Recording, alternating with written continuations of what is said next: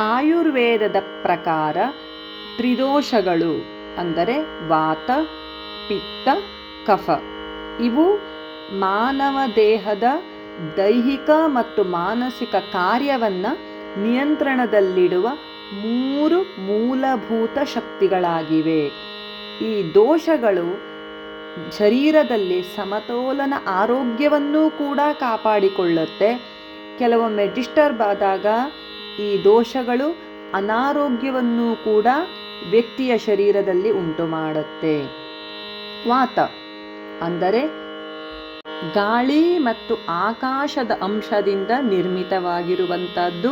ದೇಹದ ಎಲ್ಲ ಚಲನೆ, ಉಸಿರಾಟ ಮತ್ತು ನರಮಂಡಲದ ಕಾರ್ಯಗಳನ್ನು ನಿಯಂತ್ರಿಸುತ್ತದೆ. ಇನ್ನು ಪಿತ್ತ ಬೆಂಕಿ ಮತ್ತು ನೀರಿನ ಅಂಶದಿಂದ ಕೂಡಿರುವಂಥದ್ದು. ಜೀರ್ಣಕ್ರಿಯೆ ಅಂದರೆ ದೇಹದ ಮೆಟಬಾಲಿಸಮ್ ಮತ್ತು ದೇಹದ ಉಷ್ಣತೆಯನ್ನು ನಿರ್ವಹಣೆ ಮಾಡುತ್ತೆ.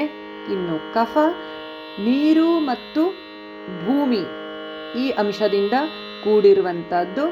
ದೇಹದ ರಚನೆ, ಸ್ಥಿರತೆ, ನಯಗೊಳಿಸುವಿಕೆ, ರೋಗ ನಿರೋಧಕ ಶಕ್ತಿಯನ್ನು ಹೆಚ್ಚಿಸುವಿಕೆ ಇವೆಲ್ಲವೂ ಕೂಡ ಕಫ ಮಾಡುತ್ತೆ.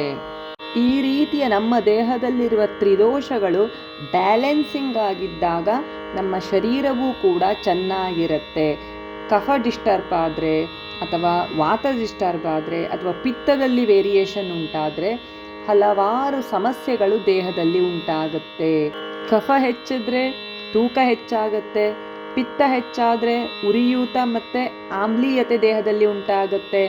ಇನ್ನು ವಾತದ ಡಿಸ್ಟರ್ಬೆನ್ಸಿಂದ ಅಸಮತೋಲನ, ನೋವು, ಸಂಧಿವಾತ, ಇನ್ನೂ ಹಲವು ರೀತಿಯ ಡಿಪ್ರೆಷನ್, ಖಿನ್ನತೆ, ಮಾನಸಿಕ ಉದ್ವೇಗ, ಇನ್ನೂ ಹಲವು ರೀತಿಯ ತೊಂದರೆಗಳು ಕಾಣಿಸ್ಕೊಳ್ಬಹುದು.